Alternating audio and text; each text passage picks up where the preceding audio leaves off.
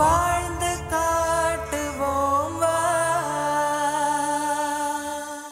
சொந்த நாத்தனை பிள்ளை கல்யாணம் பண்ணி வச்சிட்டேன். அவனும் ஒத்துட்டான். பொண்ணு பார்த்து எல்லாம் நிச்சயம் பண்ணி தான் கல்யாணம் பண்ணணும். 6 மாதம் 7 மாதம் நல்லா தான் இருந்தாங்க. இடையில இந்த பொண்ணு பக்கத்து எதிர் வீட்டு பொண்ணு 6 மாதத்தில் கூட்டிகிட்டு போயிட்டாங்க. தலைமறை ஆக்கிட்டாங்க. அவங்க பேர் என்ன? அவங்க வயசு என்ன? அவங்களுக்கு இப்போ 38. அவங்க வீட்டில் அவங்க அப்பா உங்க இல்லை. பையனுக்கு வயசு இப்போ 29 சொல்லி ஒரு ஹோட்டல் இருக்குது. அங்கே அக்கௌண்ட்ஸில் உள்ள பொண்ணை போய் சாப்பிட போகும்போது வரும்போது விரும்பி கல்யாணம் பண்ணியிருக்காரு. இப்போ கல்யாணம் பண்ணல, விரும்பி இருக்கார். உங்க புள்ள கூட்டிகிட்டு வந்து அது மேரேஜ் ஆன பொண்ணு. கையில் 2 வயசு குழந்தை இருக்குது. எப்படி ஜீர்ணிக்க முடியும் சொல்லுங்கள்? அடுக்கடுக்கா இப்படியா? வயசு நீ டிப்ளமா பெரிய படிச்ச பெரிய விஷயமா சொல்றீங்க. எப்படி ஜீர்ணிக்கிறேன் சொல்லுங்க, யோசிச்சு பாருங்க. முத நாள் புவனா. அந்த புவனாங்கிறவங்க. பொண்ணுன்னா நீங்க பேர் சொல்லுங்க. புவனா. புவனா. ஏன்னா மருமக பேரும் புவனா, இது 3ஆவதும் புவனா. ஓ, புவனேஸ்வரியை கூப்பிட்டு அவங்களோட பழகி அவங்க வயிற்றுல குழந்தை கொடுத்து வீட்டை விட்டு இழுத்துட்டு ஓடி வந்துட்டு என்னது இது? எந்த வகையில் நியாயம்? தன்னை இது பண்ணிக்குவேன், செத்துருவேன், இப்படியெல்லாம் மிரட்டுவீங்களா? அப்போ உங்களுக்கு அவங்க சப்போர்ட் வேணும். திரும்ப ஷோபா கூப்பிட்டு போயிடுவீங்களா? உங்களுக்கு அப்படி என்னங்க? ஷோபா இல்லைன்னா அவங்க வாழ்க்கை கிடையாதா? யாரு? 7வது வீட்டுக்காரு.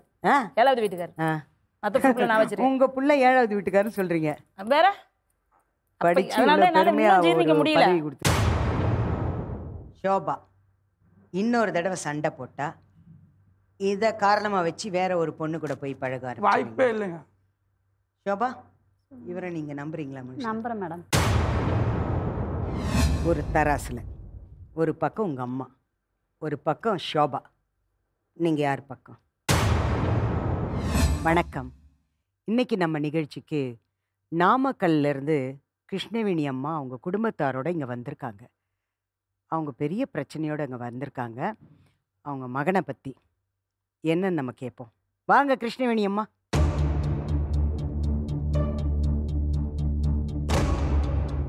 நாமக்கல்ல ஊர் எது? வந்து என்ன பண்ணிட்டு இருக்கீங்க? என்ன இது? நாமக்கல்ல இப்போ போய் இருக்கிறோம் மேடம் 4 வருஷமா. அதுக்கு முன்னாடி மெட்ராஸில் அம்பத்தூரில் தான் இருந்தோம். அம்பத்தூரில் டிஃபன் கடை வச்சுருக்கிறேன். எங்கள் அம்மாவோட தம்பி தான் மேரேஜ் பண்ணியிருக்கேன். இவங்க 2வது பையன். இப்போ ஃபஸ்ட்டு பையனுக்கு மேலே தான் கம்ப்ளைண்ட் கொடுத்துருக்கேன். அவங்களுக்கு வயசு இப்போ 29.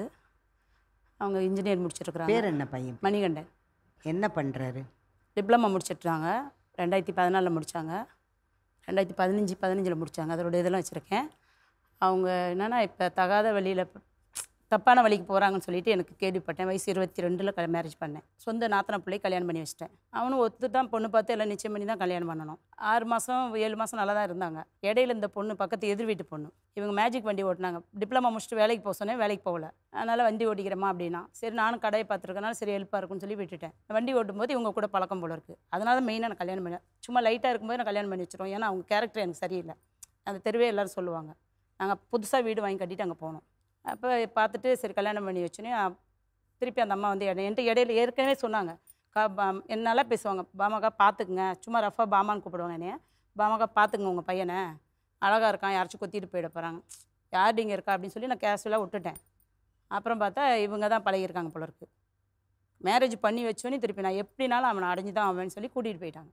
6 மாதத்தில் இந்த பொண்ணு கல்யாணம் பண்ணி நான் கொண்டு போய் வச்சுருக்கிறேன். 6 மாதத்தில் கூட்டிகிட்டு போயிட்டாங்க. ஊரை விட்டே கூட்டிகிட்டு போயிட்டாங்க. ஊரை விட்டே கூட்டிகிட்டு போயிட்டாங்க. தலைமறை ஆக்கிட்டாங்க. நானும் போலீஸ். அவங்க பேர் என்ன? அவங்க வயசு என்ன? அவங்களுக்கு இப்போ 38. அதோட ப்ரூஃப்லாம் வச்சுருக்கிறேன். 38 பேர் என்ன 40 சொன்னீங்க? ம் பேர் சோபா. ஷோபா. சோபா. அவங்க வீட்டில் அவங்க அப்பா உங்க இல்லை. பையனுக்கு வயசு இப்போ 29. 29, 38. அவங்களுக்கு வந்து இப்போ கல்யாணம் ஆயிடுச்சு ஏற்கனவே. ஷோபாவுக்கு சோபாவுக்கு கல்யாணம் ஆகி ஒரு கலைவாணின்னு ஒரு பொண்ணு இருக்காங்க. டீ மாஸ்டருக்கு தான் கல்யாணம் பண்ணி கொடுத்தாங்க, ரமேஷ்னு சொல்லிட்டு. எங்கள் பக்கத்தில் சூர்யான்னு சொல்லிட்டு பக்கத்து வீடு தானே. ஏன்னா எல்லாமே தெரியும் எதிர் வீடுனால. இப்படி தான் சின்னதாக கேப் ரோடு. அப்புறம் திடீர்னு அவங்களுக்குள்ள கருத்து வேறுபாடு வந்து குழந்தை சின்ன பிள்ளையா 2-3 வயசு இருந்துச்சு. விட்டுட்டு ரமேஷ்னு சொல்லி 2வது ஆள் புளியந்தோப்பாள் பண்ணினாங்க. ஷோபா. ஆமாம். 2ஆம் தரமா இன்னொரு பண்ணலை. சும்மா லீகலாக வருவாங்க போவாங்க, சண்டை போட்டுக்குவாங்க, குடிச்சிட்டு நாங்கள் எதுவும் கண்டுக்க மாட்டோம். அது அவங்க வீட்டு பிரச்சனை அப்படி சொல்லி நாங்கள் விட்டுருவோம். அப்புறம் அடுத்து திடீர்னு தாலி புது கயிறு போட்டிருந்தா. என்ன அவ்வளோ சோபா நல்லா பேசுகிறாளே, என்ன அவ்வளோனா இல்லைக்கா இதெல்லாம் என் பையன் கல்யாணம் ஆகிறதுக்கு முன்னாடி நடந்த கதை. இப்போ நான் சொல்கிறது பார்த்தா முகப்பேரில் உள்ள டிரைவர் இந்த நகராட்சியில் வேலை செய்கிறாங்க, குப்பல்ற வேலை.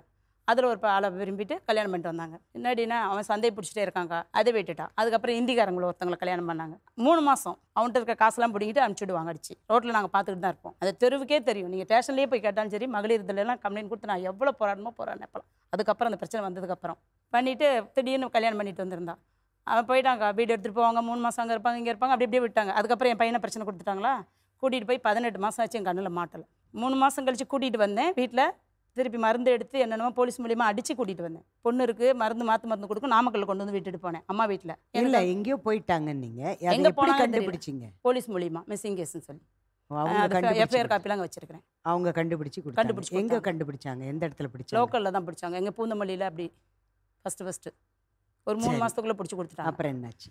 அடிச்சாங்க கோவத்து பண்ணி. ஏன்னா அம்மா அவ்வளோ, ஏன்னா கடைக்கு எல்லாருமே போலீஸ்காரங்களும் வந்து சாப்பிடுவாங்க, போவாங்க, டிஃபன் கடை, அவ்வளோ கஷ்டப்படுறாங்க. ஏன்டா மணி உனக்கு இந்த புத்திமா? அந்த பையனுக்கு எந்த கெட்ட பழக்கம் கிடையாது. சிகரெட், பீடி, தண்ணி கிண்ணி எந்த பழக்கமும் கிடையாது. இப்போ வந்து வருவாங்க பாருங்கள், நீங்கள் பாருங்கள், எந்த பழக்கம் கிடையாது. அதனால் இந்த அம்மா ரொம்ப இது பண்ணிட்டாங்க, சம்பாதிக்கிறதுக்கு படிச்சிருக்கான் அப்படி இப்படின்னு.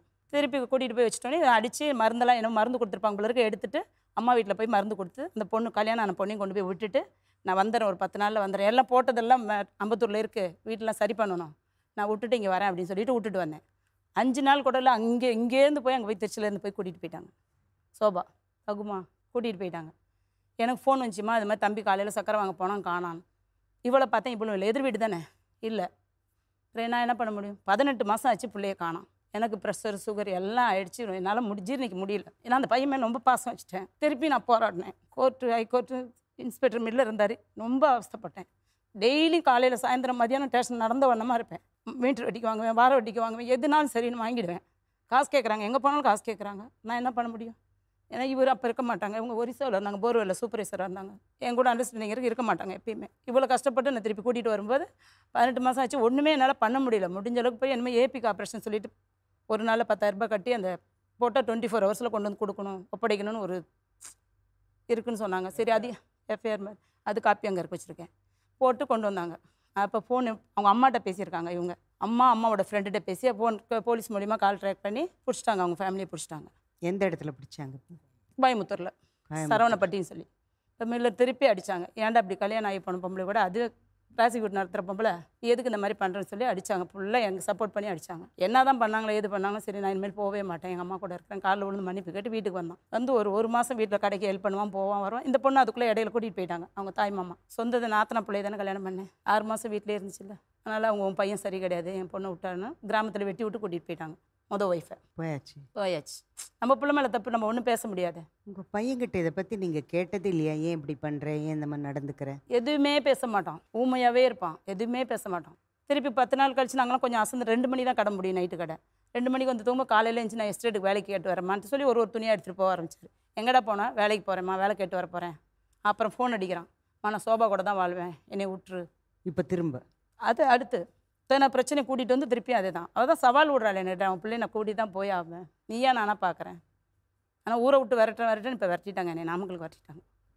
உடலை விற்றுட்டு போயிட்டேன், இவனுக்காகவே எல்லாத்தையும் விட்டுட்டேன். அந்த பகுதியிலே நீங்கள் இருக்கக்கூடாதுன்னு விரட்டிட்டாங்க. ஏன்னா அவங்கெல்லாம் கொஞ்சம் புளியாந்தோப்பில் ரவுடிங்க, அதுங்களை வச்சு. அப்போ அந்த பையன்லாம் கொஞ்சம் சின்ன பையன், இப்போ தான் கொஞ்சம் மெச்சூரிட்டாக இருக்கான், சின்ன பையன். அதனால் என்னால் ஒன்றும் ஜீர்ணிக்க முடியாது, விட்டுட்டு நான் போயிட்டேன்.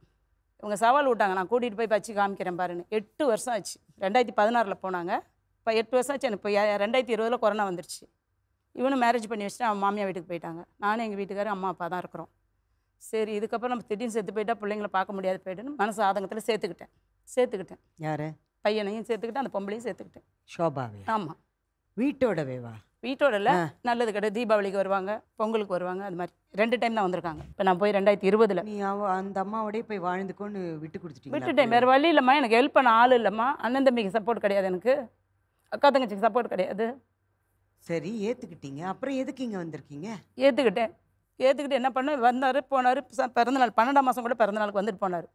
6ஆம் தேதி பிறந்தநாள் ஒரே நாள் காலையில் வந்தாங்க. 2 பேருமே வந்தாங்க, கேக்கு வெட்டினாங்க, நான் தான் வாங்கி வெட்டினேன். சந்தோஷமாக இருந்துட்டு போனாங்க. பிப்ரவரி 26ஆம் தேதி ஃபோன் அடிக்கிறேன் எனக்கு.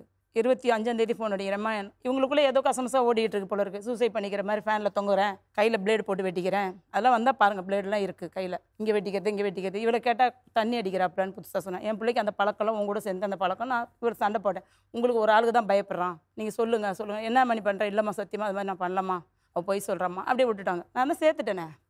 விட்டுட்டு பக்கத்தில் யாரோ ஒருத்தங்க சொல்லி ஒரு ஹோட்டல் இருக்குது, அங்கே அக்கௌண்ட்ஸில் உள்ள பொண்ணை போய் சாப்பிட போகும்போது வரும்போது விரும்பி கல்யாணம் பண்ணியிருக்காரு. இப்போ கல்யாணம் பண்ணல, விரும்பி இருக்கார். உங்கள் பிள்ளை விரும்பி இருக்காரு. ஒன்றுமே சொல்லலை. திடீர்னு என்னடாம்மா நான் திருச்சியில் போய் பழைக்க போகிறேம்மா. எதுக்குண்ணே? இல்லை, இவள்கிட்ட இருக்க முடியலம்மா, ஒரு மாதிரி பேசுகிறா, அவங்க அம்மா கூட்டிகிட்டு வந்து வீட்டை விட்டு வெளியே போங்கிறா, அவங்க பொண்ணு கல்யாணம் பண்ணிக்கிட்டாங்க, நல்லா வசதியாக நல்லா இப்போ பிஸ்னஸ் பண்ணுறதுல டேலண்டாக இருக்காங்க. நீங்கள் வந்து பேசும்போது எல்லாத்தையும் நீங்கள் நான் சொல்கிறதெல்லாம் இருக்கா இல்லையான்னு நோட் பண்ணிக்கோங்க. நல்லா டெவலப் பண்ணுறாங்க. எல்லாரும் பேசுவாங்க, பாமா இப்படி பண்ணுறான். எல்லாத்துக்கும் போட்டி போட்டி வியாபாரம் பண்ணுவான். டன்னு கணக்கில் மாம்பழம் அது இது மாதுளம்பழம் இதெல்லாம் கொண்டு வந்து 3 வண்டி 4 வண்டி போட்டு பிஸ்னஸ் பண்ணுறது. ஒரு நாளைக்கு 4000 5000 வரும். அதனால் அந்த அம்மாவுக்கு விட முடியல. என் பிள்ளைய பொண்ணு கல்யாணம் பண்ணி வச்சுட்டாங்க, பேரப்பிள்ளை பிறந்துருச்சு, காரு ஆட்டோ வண்டி 4 வீடு எல்லாம் இருக்குது. இப்போ எங்களுக்கு தங்கறதுக்கு எதுவும் கிடையாது. நாங்கள் அழிச்சிட்டு உட்காந்துட்டோம். இப்போ அழிச்சதெல்லாம் விட்டுட்டேன். சரி நம்ம பிள்ளைக்காக செஞ்சேன், பிள்ளைக்கு வித்து மாதிரி போயிடுச்சு. சரி ஒரு காலத்தில் கெட்டு மழிஞ்சு வரும்னு விட்டுட்டேன். இப்போ அந்த பொண்ணை கூட்டிகிட்டு வந்து என்ன பண்ணணும், கூட்டிகிட்டு வந்தேம்மா இது மாதிரி திருச்சிக்கு போகிறேன், திருச்சியில் உனக்கு யார் யார் இருக்கா அப்படின்னு. இல்லைம்மா கூட்டாளி இருக்காங்க, அங்கே போய் தங்க போகிறேம்மா. அப்புறமேல் சொல்கிறேம்மா ஒரு பொண்ணுமா, திருச்சிக்கார பொண்ணு, நம்ம ஆளுங்க அம்மா, வயசு 22ம்மா, இஷ்டப்பட்டுட்டேம்மா, நான் அவளை விட்டு கூட்டிகிட்டு வர போகிறேம்மா. 10 வருஷம் அப்போ கூட நான் பொண்ணுங்கிறதுனால சொன்னேன், 10 வருஷம் 8 வருஷம் அவள் கூட வாழ்ந்துட்டாடா, அது பாவமா இல்லையானே. அவளை பற்றி உனக்கு தெரியாது, ஏன்னா அது கேரக்டர் அவனுக்கு தெரியும் எல்லாமே, அவளை பற்றி உனக்கு தெரியாது அப்படின்னா. தேவையில்லாத பண்ணுற மணி அப்படின்னு வீட்டுக்கு கூட்டிகிட்டு வந்துட்டோம். நாமக்கல் கூட்டிகிட்டு வந்துட்டோம். கூட்டிகிட்டு வந்து அது மேரேஜ் ஆன பொண்ணு, கையில் 2 வயசு குழந்தை இருக்குது. எப்படி ஜீர்ணிக்க முடியும் சொல்லுங்கள்? அதனால் நீ கூட்டிகிட்டு வந்துடு, வேணா பிரச்சனை மாட்டிக்காத அப்படின்னு சொன்னேன். கேட்காத இல்லைம்மான்னு சொல்லி கொண்டு போய் விட்டோன்னே பிடிச்சி லாக் பண்ணி பொண்ணை கூட்டிகிட்டு போயிட்டாங்க. வேணா அடின்னு அடிச்சிருக்காங்க. அடித்தோன்னே இந்த பொம்பளை 2வது இந்த பொம்பளை போய் பணத்தை கொடுத்து மேற்கொண்டு அடிக்க சொல்லி, அப்போ தான் அவன் திருந்துவான்னு சொல்லி அடின்னு அடித்து எனக்கு பக்கத்து கடைக்கு ஃபோன் அடிக்கிறேன், என்னையா மணி ஃபோன் எடுக்க மாட்டான், ஃப்ரெண்டு பிரவீன்னு. இல்லை ஆண்டி மாட்டிட்டான் போல இருக்குது அப்படின்னாங்க. எனக்கு அங்கே இருக்க இடம் கொள்ளலை. உடனே அங்கேருந்து கிளம்பி வந்துட்டேன். வந்து பார்த்தா அடித்து அவங்க வீட்டில் போட்டு படுக்க வச்சுருக்குறாங்க. உடம்புலாம் வீங்கி போய் படுக்க வச்சுருக்குறாங்க. என்னடானே என்கிட்ட அழுகுறான், வாயை திறக்காதம்மா நான் வந்துடுறேம்மாங்கிறான். யார் என்ன பண்ணுவா? சாக்கடையிலேருந்து மீட்டு எடுத்துகிட்டு போகணும்ல நான். சரி கூட்டிகிட்டு போயிடலாம் பிள்ளைன்ட்டு கூட்டிகிட்டு வந்தேன். அவள் போறியா அப்படின்னா, கூட்டிகிட்டு போய் உங்கள் பையனுக்கு வயசு போனால் பார்த்து கல்யாணம் பண்ணி வைங்க, கல்யாணம் பண்ணும்போது என்னை கூப்பிடுங்க, நான் வரேன் கண்டிப்பாக, ஆனால் அவள் கூட வாழக்கூடாது, நான் சமாதானம் பண்ணி கூட்டிகிட்டு போகிறேன். நான் ஏன் சோபா கல்யாணம் பண்ணி வைக்க போகிறேன், நீ தான் இருக்கிறிய, அவன் நாய்க்கு ஏதோ புத்தி மாறி போச்சு. ஏன்னா அவங்கள்ட்ட வந்து கூட்டிகிட்டு போகணும், இல்லைன்னா வெட்டி போட்டுருவாங்க, என்னையும் வெட்டிடுவாங்க, பிள்ளையும் வெட்டிடுவாங்க. அந்த மாதிரி கேஸ்ட்டு. நீங்கள் ஸ்டேஷனில் கூட ஃபோன் பண்ணி எல்லாம் விசாரிச்சு பண்ணிக்கிங்க. அவங்க கொலை கேஸில் இருக்கார், 3 கொலை கேஸில். அந்த இடத்துல போய் நீ லாக் ஆகிட்டு ஒன்றையும் வெளியே விட முடியல, என்னாலே நிம்மதியாக இருக்க முடியல. கொண்டு போய் அங்கே வச்சா அழுகுறான், சாப்பிட்றேன், எனக்கு போனா தான் வேணும், போனா இல்லைனா செத்துருவேன். அந்த இப்போ கூட்டிகிட்டு 3வது கூட்டிகிட்டு போனேன், இல்லைனா செத்துருவேம்மான்னு அழுதான். இப்போ அந்த புவனாங்கிற பொண்ணை நினச்சி பொண்ணு நினச்சி அதுக்கு கூட்டிகிட்டு வர சொன்னான். இப்போ இவங்கெல்லாம் போய் அந்த பிரச்சனை பண்ணி அந்த பொண்ணு வீட்டில் இருந்த பொண்ணை அவங்க அம்மா அப்பாவுக்கு தெரியாத கூட்டிகிட்டு வந்தாங்க. எங்கள் அண்ணனோட பையன் அவங்க ஃப்ரெண்டு இவர் எல்லாம் சேர்ந்து போய் கூட்டிகிட்டு வந்தாங்க. ஏன் அண்ணன் திருந்தி வந்துட்டான், இது குழந்தை கன்சீவாக இருக்காங்க, 3 மாதம் அந்த பொண்ணு குழந்தை வயிற்றில் இருக்குது. யாரோட குழந்தை? அந்த 3வது இவனோட குழந்தை. என்னங்க இது அடுக்கடுக்கா இப்படியா? வயசு நீ டிப்ளமா பெரிய பெரிய விஷயமா சொல்கிறீங்க. எப்படி ஜீர்ணிக்கிறேன் சொல்லுங்கள், யோசிச்சு பாருங்கள்.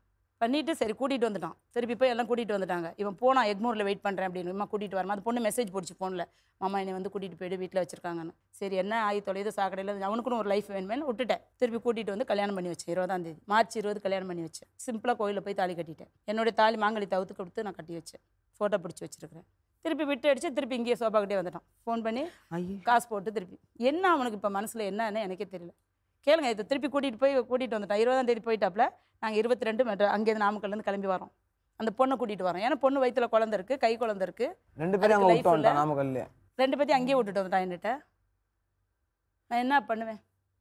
இப்போ அந்த புவனாவும் கை குழந்தையும் வயிற்றுல குழந்தை எல்லாம் அங்கே தான் உங்கள் கூட இருங்க. கூட்டிகிட்டு போய் ஒரு மாத்திரை எதை வாங்கி கொடுத்துட்டாரு. நான் கூட்டிகிட்டு போய் ஹாஸ்பிட்டல் ஸ்டேஷனில் கம்ப்ளைண்ட் கொடுக்குறேன், இந்த மாதிரிங்க ஆமாம்மா ஏற்கனவே மிஸ்ஸிங் கேஸ், உன் பிள்ளை ஏன் திருப்பி இந்த வேலை செஞ்சிச்சு, இல்லைங்க வேலைன்னா செத்துரு. சரி நல்லதாக இப்போ வச்சு கல்யாணம் பண்ணி வச்சு திருப்பி ஏன் ஓடியாமா திருப்பி கூட்டிகிட்டு வந்துடுறேன். என்ன பண்ணுறாங்கன்னு எனக்கே தெரியல. கூட்டிகிட்டு வந்துட்டு திருப்பி வச்சுருக்காங்க. அவரே எப்படி மாற்றி பண்ணுறாரு.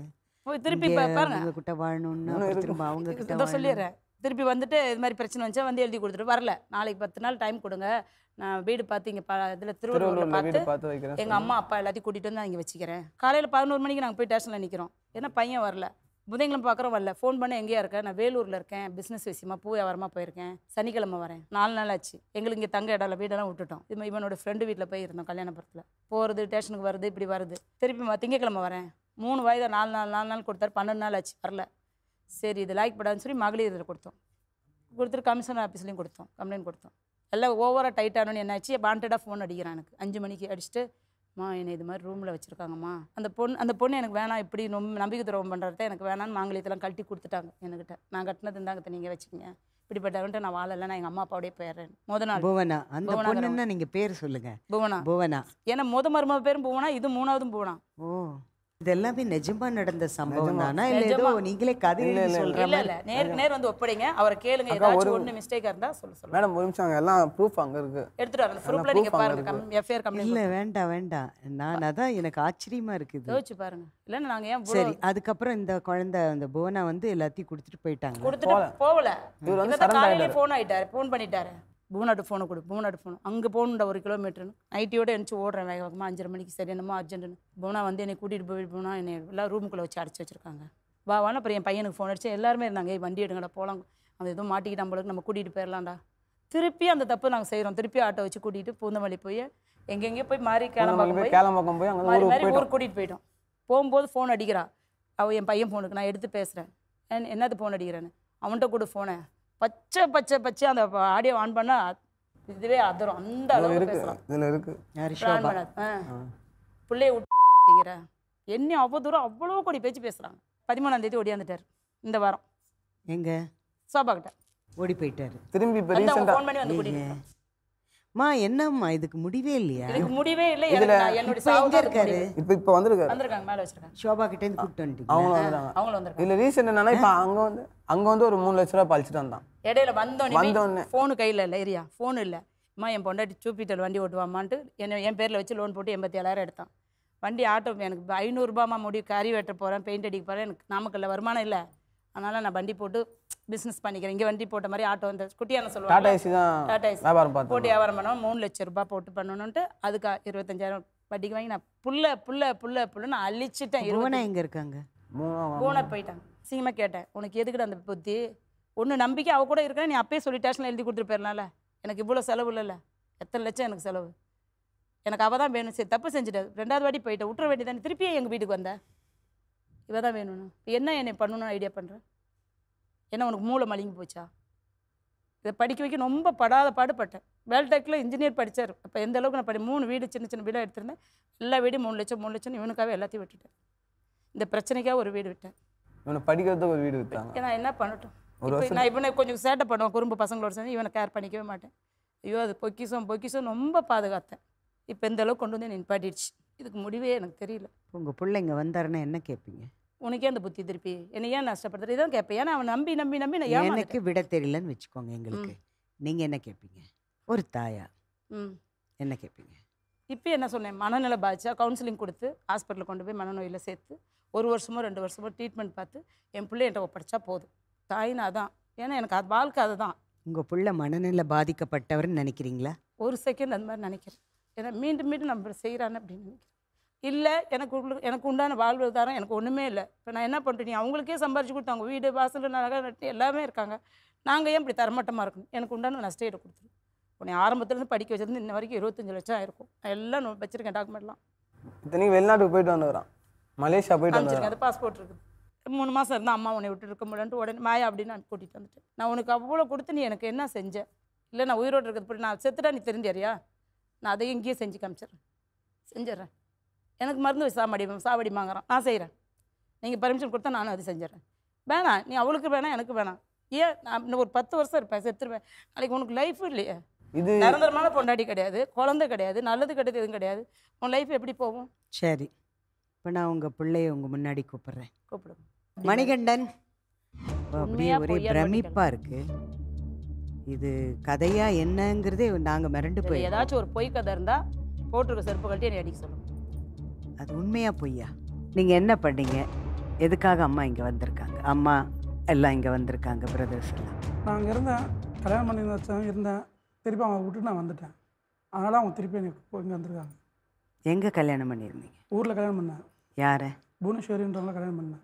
அதுக்கு மட்டும் ஃபஸ்ட் மேரேஜ் புவனேஸ்வரின்றவங்கள கல்யாணம் பண்ணேன். ஃபஸ்ட் மேரேஜ் எதனால் கல்யாணம் பண்ணாங்கன்னா, ஷோபாக்கு நான் பேசுறதை பார்த்து இவங்க என்னை கொண்டு போய் கல்யாணம் பண்ணி வச்சாங்க. ஷோபா யார்? எங்கள் வீட்டு எதிர் வீட்டு வயசு பொண்ணு, 16 வயசு. உங்கள் கூட படித்தவங்களா? இல்லை. யார் அவங்க? எதிர் வீட்டில் இருக்கிறவங்க. எதிர் வீட்டில் இருக்கிறாங்க. குழந்தைங்க இருக்கா அவங்களுக்கு? இருக்கு. உங்களுக்கும் அவங்களுக்கும் குழந்தைங்க இருக்கா? இப்போ உங்களுக்கு என்ன வயசு? அது 94 பிறந்த 30 வயசில் நல்ல வாழ்க்கை வாழணும்னு உங்களுக்கு ஆசையே கிடையாதா?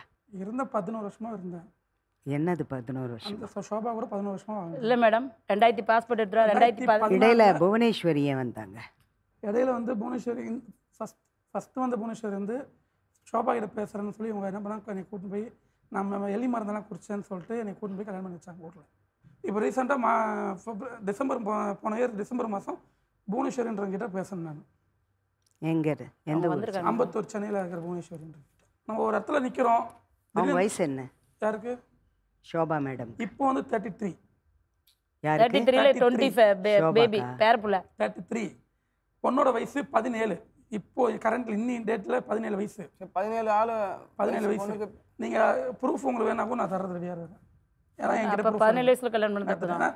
15 வயசுல நான் தான் பொண்ணு கல்யாணம் பண்ணி வச்சேன். நான் சோபா கொடுக்குறப்போ நான் தான் மாப்பிள்ளை பார்த்து நான் தான் கல்யாணம் பண்ணி வச்சேன். நான் தான் அதை கல்யாணம் பண்ணி நான் தான் சீமந்தம் நான் தான் பண்ணேன். 15 வயசுல கல்யாணம் பண்றது ஒரு குற்றம்னு தெரியலையா? ஏரியா சரியில்லை. உங்க பேர்ல கேஸ் போட்டு உள்ள தள்ளிடலாம். ஏரியா சரியில்லை. பேரண்ட்ஸ் ரெண்டு பையனோட பேரண்ட்ஸும் ஓகே, பொண்ணோட பேரண்ட்ஸும் ஓகேவா இருந்தாங்க. ஏரியா சரி. அது எப்படிங்க குடும்பத்தோட உள்ள போற மாதிரி இருக்கேன்? ரெண்டாவது என்னன்னா ஏரியா சரியில்லாதனால தான் கல்யாணம் பண்ணது. ஏரியா வந்து இப்போ ஒரு வயசு போன எந்த ஏரியாவாது இருக்கட்டங்க. 15 வயசு இல்ல கேளுங்க மணிகண்டன், 15 வயசு பொண்ணுக்கு கல்யாணம் பண்றது சட்டப்படி குற்றம் தான் மேடம். இல்லன்னு சொல்ல மொத்த குடும்பத்தையும் கேஸ் போடலாம் மேடம். சந்தர்ப்ப சூழ்நிலை கேஸ் போடலாம். சந்தர்ப்ப சூழ்நிலைன்றதப்போ நம்ம அதை அக்செப்ட் பண்ணிடுவாங்க சில டைம்ல. ஏன்னா ஏரியா சரியில்லை. அதெல்லாம் அப்படியெல்லாம் கிடையாது. 13 வயசு பொண்ணு கல்யாணம் பண்ணி மாசமா இருக்குது இப்போ அந்த ஏரியா. அதுவும் குற்றம் தான். 13 வயசு பொண்ணு கல்யாணம் பண்ணி மாசமா இருக்குது அந்த ஏரியால. 18 வயசுக்குட்பட்டவங்களுக்கு யாருக்கு கல்யாணம் பண்ணாலும் குற்றம் தான்.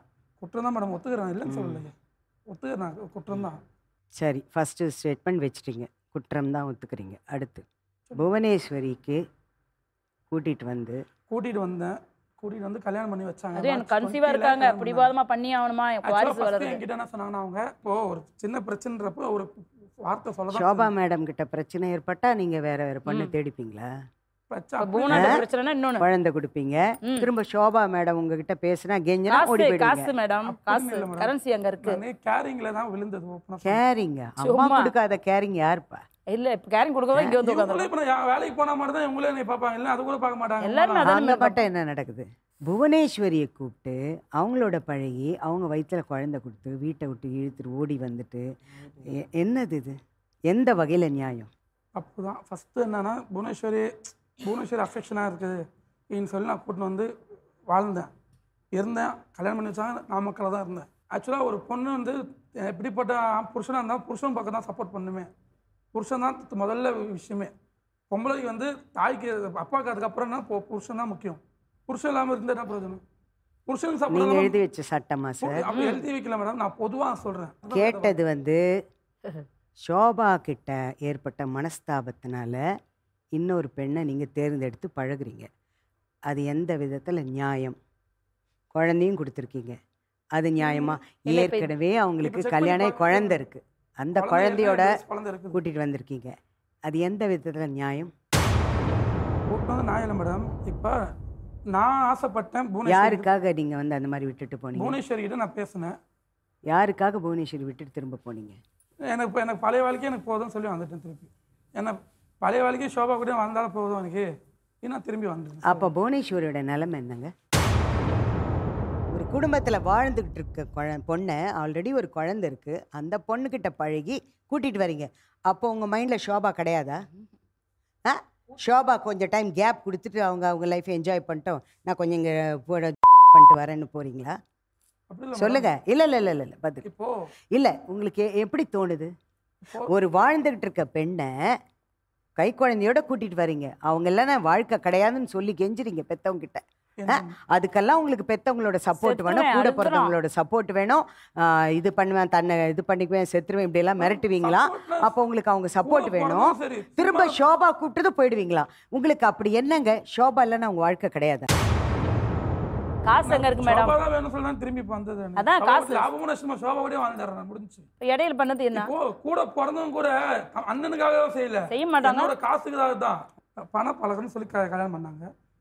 கல்யாணம் பண்ணி நான் போனேன். அவங்க 2-3 ட்ரிப்பு பிரச்சனை பண்ணி என்னை கூட்டிட்டு வந்து போலீஸ்க்கு அடி வாங்கி வச்சு இவங்க தான் அடி வாங்கி வச்சு. அம்மா போய் ஒரு குடும்பம் பண்ண முடியுமா மேடம்? கல்யாணம் பண்ணி வச்சா குடும்பம் நடத்தணும். கூட ஓடுறதுக்காக கல்யாணம் பண்ணி வைக்கல.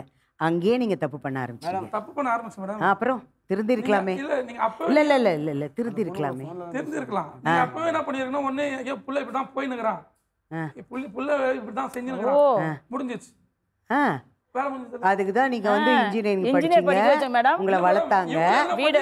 போகட்டும். போகட்டும் இப்ப பண்றேன். நீங்க போய் இப்ப தான் அங்க second ல தியாகம் பண்றேன். பண்ணி 15 வயசு வேணா பொண்ணுக்கு நான் எந்திரிக்க கல்யாணம் முடியுமா பண்ணி மேடம்? கொடுக்க போறீங்க. அதுக்கு தான் உங்களை அவ்வளோ வயசானவங்களோட கட்டி கொடுத்து போடி போயிட்டுன்னு விடுவாங்களா? என்னங்க பேசுறீங்க? எடுத்துட்டு வா. பதில் கொடுங்க. எனக்கு இப்போ அந்த புவனேஸ்வரன்றது எனக்கு பிடிக்கல. ஆ, ஆ. எனக்கு பிடிக்கல இவங்க. எனக்கு ஏன்? முதல்ல எனக்கு கூட்டு போய் கட்டியா கல்யாணம் பண்ணாங்க. கல்யாணம் பண்ணி தான் ஆகணும். எங்க தாத்தா பாட்டி சொன்னாங்க, இந்த பொண்ணு நீங்க கல்யாணம் பண்றா. ஐயோ இந்த போட்டோ மேடம், அந்த போட்டோ மட்டும் எடுத்துட்டு சொல்லுங்களேன். கட்டாய கல்யாணம் கட்டாய பண்ணதை கல்யாணம் பிடிக்கல. ஆர்வத்தோட. நீங்களே ஷோபாங்கிற ஒரு லேடியை தேர்ந்தெடுத்தீங்க.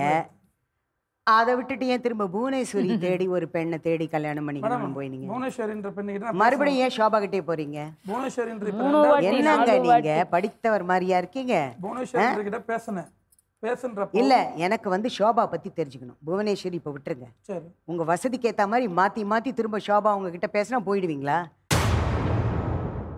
ஒரே ஒரு கேள்வி, ஷோபாவோட ஓடித்தானே போனீங்க? ஆமா. ஓடித்தானே போனீங்க, முறையா எதுவும் நடக்கலல்ல? அப்புறம் எதுக்கு நியாயப்படுத்துறீங்க? இல்ல மணிகண்டன், நான் கேட்ட கேள்விக்கு பதில். ஓடி போய் மேரேஜ் பண்ணேன். வச்சிருக்காங்களா? ஓடி போய் மேரேஜ் பண்ணேன். ஏழாவது வீட்டுக்காரு. ஏழாவது வீட்டுக்காரு. மத்த புள்ள நான் வச்சிருக்கேன். உங்க புள்ள ஏழாவது வீட்டுக்காரன்னு சொல்றீங்க. வேற படிச்சு அதனால என்னால பெருமையா இன்னும் ஜீர்ணிக்க ஒரு முடியல. பதவி கொடுத்திருக்கீங்க. என்னால இன்னும் ஜீர்ணிக்க நேருக்கு நேர் கேட்டதான் இவங்க வந்து அந்த வீட்டுல வந்து பேசினாங்க. அவங்க கூட்டிட்டு வந்து விசாரணை பண்ணுங்க. குலதெய்வம் கோயிலுக்கு கூட்டிட்டு போய் வச்சு காமிச்சாங்க. அதுதான் நான் விட்டுட்டேனே. இந்த பாருங்க, எப்படி சுத்தி சுத்தி வரான் பாருங்க. நீங்க எதையெல்லாம் நியாயப்படுத்தாதீங்க. அங்க போயிட்டு நம்ம பெரிய குடும்பஸ்த மாதிரி 15 வயசு பொண்ணுக்கு கல்யாணம் வேற பண்ணி கொடுத்துருக்கீங்க. அது ரொம்ப பெரிய தப்பு. சட்டப்படி பார்த்தா ஒரு தராசுல ஒரு பக்கம் உங்க அம்மா, ஒரு பக்கம் ஷோபா. நீங்க யார் பக்கம்?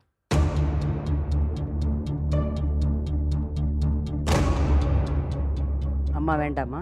நான் இல்லாம அவர் வரல. வேணாம்னு சொல்ல மாட்டேன். அம்மா வேணாம் நான் சொல்ல. அவங்களுக்கு என்ன வேணுமோ அதை நான் செஞ்சு போறேன். அவ்வளவுதான் முடிஞ்சு. பேசுறாங்களா பேசுங்க. செஞ்சுட்டாங்க. இல்ல ஊருக்கு வரணுமா வந்து பார்த்துட்டு ஐயோப்பா முடிஞ்சு. அவ்வளவுதான். உங்க புள்ள எதிர்க்க தான் உட்காந்துருக்காரு. அவர் உங்ககிட்ட வர்றதுதான் எனக்கு தெரியல. என்ன கேட்க விரும்புறீங்க கேளுங்க. இல்ல வர மாட்டாரு. இல்ல அவரை பார்த்து கேளுங்க, என்ன கேட்கணும். அந்த அம்மா கூப்பிடுங்கப்பா. இல்ல எதிர்க்க கேளுங்க. என்ன இல்ல அந்த அம்மா கூப்பிடுங்க. அந்த அம்மா தானே வச்சு வாழ்றாங்க. பிரச்சனை இவங்க என்ன பண்ண சொல்லியிருக்காங்க, மணிகண்டன் தான் சொன்னாங்க. நான் வந்து உட்காந்துட்டேன். வர மாட்டாங்க. இதுக்கப்புறம் இதுக்கு அவங்க நாங்களே எப்படி கெப்பாசிட்டி உட்காந்துருக்கோம். அம்மா வேணுமா அப்பா வேணுமா அம்மா வேணுமா இல்ல ஷாப் வேணுமா? சரிங்க மேடம், நான் வளர்த்து ஆளாக்குனது இவ்வளோ. இப்போ இவ்வளோ தூரம் வந்துட்டார்ல, ஆரம்பத்தில் நான் செலவு பண்ணது என் வீடு வாசல் போனதெல்லாம் 25 லட்சம் ஆயிடுச்சு. எனக்கு நஷ்டஈடு கொடுத்துட்டு அப்படியே ஸ்பாட்டில் கிளம்ப சொல்லுங்க. அவ்வளோ எவ்வளோ பேர் வேணாலும் கூட இருக்கட்டும், எனக்கு பிரச்சனை கிடையாது. வந்து புள்ளைய வளர்க்குறது வேணாம். நீ பெத்தவளே இப்போ புள்ளைய வளர்த்தா வைக்கணும் எப்படி கடமை. எப்படி அதுக்கெல்லாம் இவங்க கணக்கு பண்ணி இவ்வளவு கேட்பாங்க. ஆமா உண்மைதான்.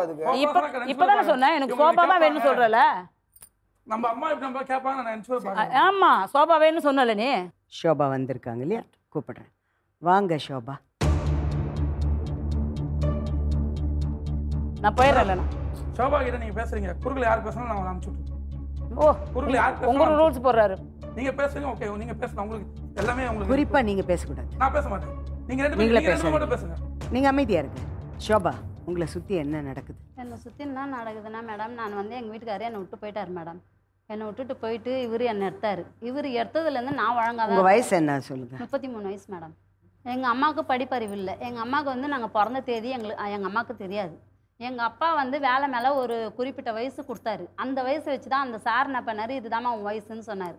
அதை வச்சு தான் நாங்கள் இது ஆதார் கார்டில் கொடுக்க சொன்னார் அவர். அப்போது எங்கள் அம்மா வேலைக்கு போய் சேர்ந்ததுனால அந்த ஆதார் கார்டில் அந்த நம்பர் அந்த வயசு கொடுமா அப்படின்னு சொன்னார். அதனால தான் நான் அதை எடுத்துன்னு போய் கொடுத்தேன். ஆனால் எனக்கு வயசு 33 தான் ஆகுது. என் கூட படித்த பொண்ணோட இருக்கா, அவளோட நீங்கள் கேளுங்க. உங்களுக்கு ஏற்கனவே கல்யாணம் இருக்கா? ஆயிடுச்சு. எத்தனை குழந்தைங்க? 2 பசங்க. 2 பசங்க. அவங்க உங்ககிட்ட இருக்காங்களா இல்லை? என்கிட்ட தான் இருக்காங்க. உங்ககிட்ட தான் இருக்காங்க. அவங்க முதல் வீட்டுக்காரர் எங்கே போயிட்டாரு? அவர் வேற கல்யாணம் பண்ணின்னு போயிட்டாரு. முறையாக டைவர்ஸ் பண்ணீங்களா? ஆமாம், முறையானா எழுதி கொடுத்துட்டு முறையாக போயிட்டார். வேற கல்யாணம் பண்ணிட்டு அதுலேருந்து நீங்கள் அவர்கிட்டேருந்து பிரிஞ்சிட்டீங்க. ஆமாம், நீங்கள் தனியாக தான் ஆமாம் வாழ்ந்துட்டு தனியாக தான் இருக்கேன். மணிகண்டன் தான் உங்ககிட்ட முதல்ல வந்து சொன்னாரா? அவர் தான் வந்து சொன்னார். என்னன்னு சொன்னார்? நான் வந்து நீ இந்த மாதிரி வீட்டுக்காரர் எல்லாமே இருக்கே, நான் உன்னை வச்சு காப்பாற்றுறேன் அப்படின்னு அவர் தான் வந்து சொன்னார். இவர் அடிக்கடிக்கு வந்து திடீர்னு வேற பெண்ணை லவ் பண்ணி போகிறாரு, கல்யாணம் பண்ணுறாரு, என்னென்னமோ சொல்கிறாங்க. அதை பற்றி என்ன நினைக்கிறேன்? இவர் வந்து நல்லா தான் மேடம் இருந்தோம். 11 வருஷம் ஆகுது இவர் என் கூட வந்து. 11 வருஷத்தில் இவர் எந்த ஒரு தப்பும் யாருக்கிட்டையும் போய் பேசலை, எதுவுமே பண்ணலை. இப்போ என்னன்னா இந்த 1 மாதமாக நான் வந்து இவர் வந்து யாருக்கிட்டையும் பேசுகிறாருன்ட்டு எனக்கு தெரிஞ்சிச்சு. ஆனால் அந்த பொண்ணு தான் எனக்கு தெரியாது. என்கிட்ட மூஞ்சி கொடுத்து பேச மாட்டார். சரியா அந்த மாதிரி இருக்க சொல்ல நீ யாருக்குன்னா பேசுறியா பழகுறியா அப்படின்னு கேட்டு கேட்டு நான் சண்டை போடுறதுனால தான் அவர் ரொம்பமா அந்த பொண்ணு மேலே பாசம் ஆகி அந்த பொண்ணு கூட போனது. அந்த பொண்ணுக்கிட்ட பேசும்போது பேச மாட்டேன் மேடம் உங்ககிட்ட. நான் என்ன பண்ண கேட்குற பொருள் வாங்கி தர மாட்டேன். அது முன்னாடிலாம் நான் வேணா கேட்டதெல்லாம் வாங்கி தருவாரு. அதெல்லாம் பாசமா இருந்தாரு. அந்த 1 மாசமா பாசம் இல்லாத அந்த நடுவில் சண்டை ஆன பிறகு அந்த பொண்ணுகிட்ட பேச போய் ஷாப்பா கேட்குறப்ப 1 மாசமா பாசம் இல்லாத அதே மாதிரி நான் வீட்டுக்கு நான் ஷோபா கிட்ட பேசிட்டு இருக்கேன் மணிகண்டன். அப்போ உங்களோட பழக அவருக்கு கொஞ்சம் அழுத்து போச்சு, போர் அடிச்சிச்சுன்றதுனால வேற பழக போனாருன்றீங்களா? அப்படியெல்லாம் இல்லை, பாசம் இருக்கு மேடம். அது எதுனால போனா அவர் செல்ஃபோனில் என்ன பண்ணுறாருன்னு உங்களுக்கு தெரியாதுல்ல? நான் கேட்டுக்க மாட்டேன், கேட்பேன்.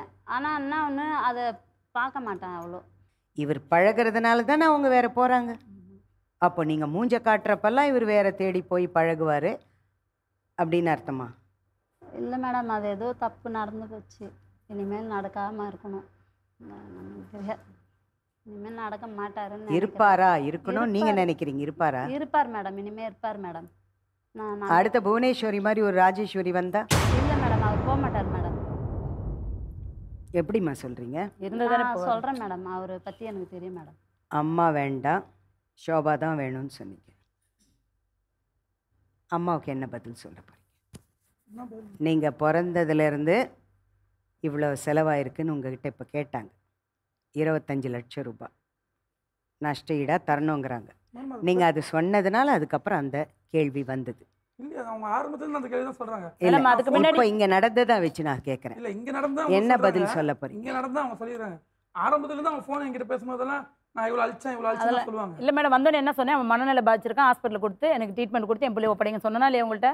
எனக்கு வேணாம். இப்போ கூட இதுல இப்போ கூட தூக்கி உள்ள போடுங்க. தெளிவா இருக்கிறேன். இப்போ கூட நான் கேட்ட கேள்வி வேற. ரெஸ்ட் ரூம் போயிட்டு போயிட்டோம்.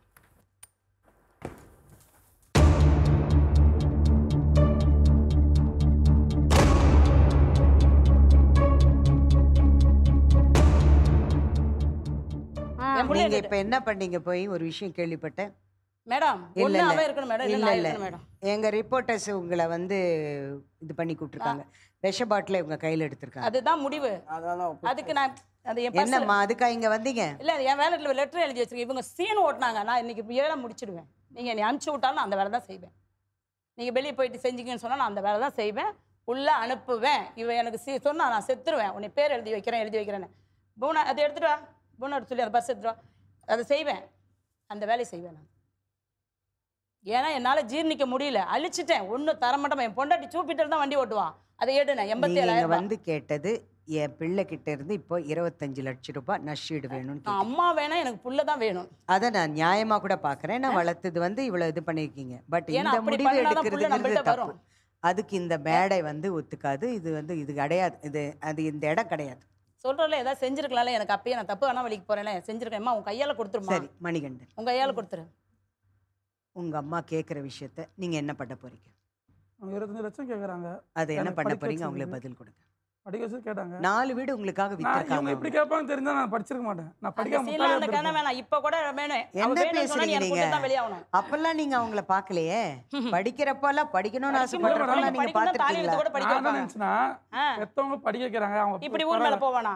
லைஃப்ல ரிவர்ஸ்ல திரும்ப போக முடியாதுங்கக்கா. அப்படி கேக்குறீங்க. பாத்துங்க எப்படி ரொட்டேஷன் பண்ணிட்டே இருக்காருன்னு பாருங்க. நீங்க எதுவுமே உங்களுக்கு புரியாது சார். ஆனா எல்லாம் பண்ணுவீங்க நீங்க.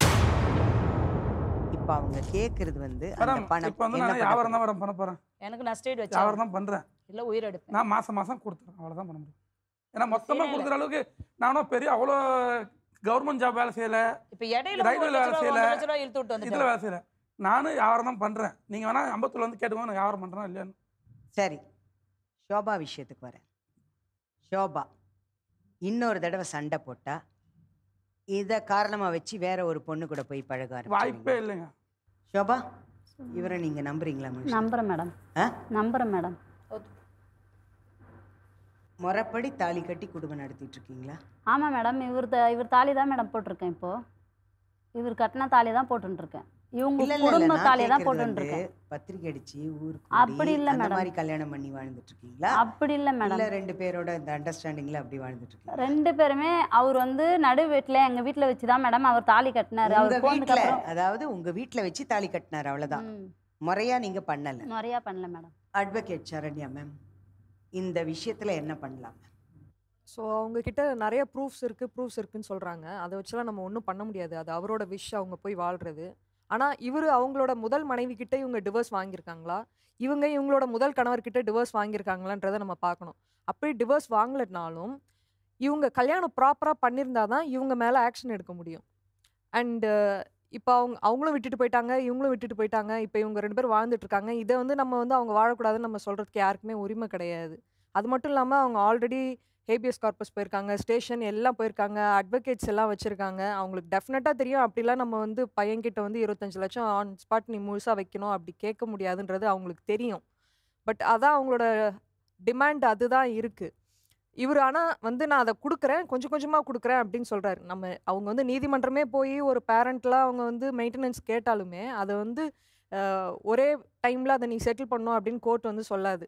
அண்ட் ஆல்சோ அவங்க மெயின்டெனன்ஸ் கேட்குறதுக்கு அவங்களுக்கு வந்து வாழ்வாதாரத்துக்கு எதுவுமே இல்லாத பட்சத்தில் தான் அவங்க அந்த மாதிரி கேட்க முடியும். அவங்களுக்கு இன்னொரு சன்னும் இருக்காங்க.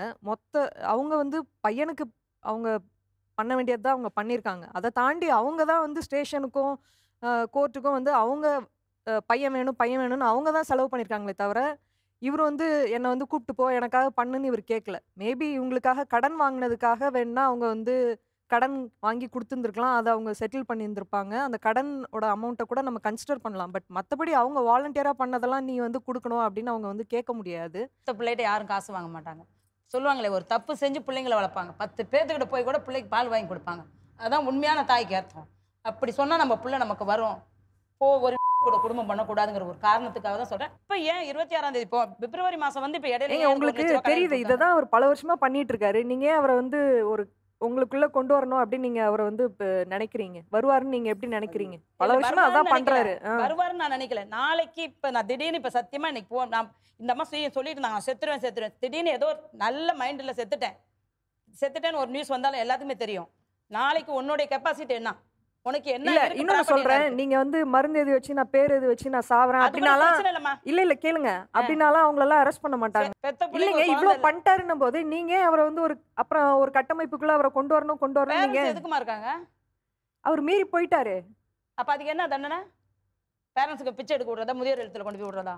இல்ல, அதுக்குதான் மெயின்டெனன்ஸ் நீங்க கோர்ட் மூலியமா வாங்கிக்கோங்க, ஜீவனாம்சம் வாங்கிக்கோங்க. அத்தனை 3 வீடெல்லாம் இவங்க தான் எடுத்தாங்க. இவனுக்காவே காசு பயத்தரம் சொல்லுங்க. இல்ல இவனுக்கு அழிக்கல, நான் எடுத்து செலவு பண்ணிட்டேன்னு சொல்லுங்க. இவங்களும் இருக்காங்க, அவங்களும் இருக்காங்க. அவங்க கேட்டாங்க, நீங்க தானே கொடுத்தீங்க. புள்ளைய மீட்டு எடுத்துடலாம், சாக்கடையில இருந்து கழுவி எடுத்துட்டு வந்துடலாம், மீட்டு எடுக்கலாம். எத்தனை தடவை அந்த மாதிரி ட்ரை பண்ணீங்க? எத்தனை தடவை ட்ரை பண்ணீங்க? 3 வாட்டி. நான் உங்களுக்கு வந்து என்ன சொல்றேன்னா, இது வந்து முடிவு கிடையாது. மற்றபடி அவங்களோட விஷயத்துல நீங்க தலையிடுறது உங்களுக்கு வந்து தேவையில்லாத வேலைன்னு தான் எனக்கு தோணுது.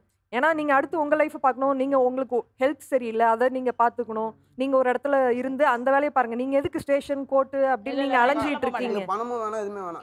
எங்க வீட்டு பக்கம் வீட்டு வாசப்பல்ல கால அது நீங்க தான் முடிவு எடுக்கணும். அவங்க பேசும்போது நீங்க தான் வந்து நான் வந்து ஆட்டோ எடுத்துட்டு போனது நீங்க பண்ணிருக்க கூடாது. ஆட்டோ எடுத்துக்கிட்டு அவருக்காக போனது நீங்க. அதான் இப்ப இனிமே நீங்க அந்த மாதிரி பண்ணாதீங்க. அதான்ப்பா நீ அந்த மாதிரி இனிமே பண்ணாத. Psychiatrist Priya ma'am, whole family அவங்க ரொம்பவே கஷ்டப்பட்டிருக்காங்க. இவரால் அவங்களுக்கு நிறைய மனஸ்தாபங்கள் ஏற்பட்டிருக்கு, நிறைய கஷ்டங்கள் வந்திருக்கு. அவங்க வந்து திரும்ப என்ன சொல்கிறாங்கன்னா, நான் பாசம் வச்சுட்டேன் என் பையன் மேலே, அதுக்காக நான் பண்ணிட்டேன், பாசம் வச்சுட்டேன். ஸோ நீங்கள் உங்களோட லிமிட்டேஷன்ஸை கரெக்டாக வச்சுக்கல உங்கள் பையன் மேலேன்னு தான் நான் சொல்லுவேன். அவர் என்ன தான் தப்பு பண்ணாலும் அது என் பையன்னு நீங்கள் ஏற்றுக்கிட்டீங்களே, அதுதான் நீங்கள் பண்ண தப்பு. அதை நீங்கள் பண்ணியிருந்துருக்கக்கூடாது.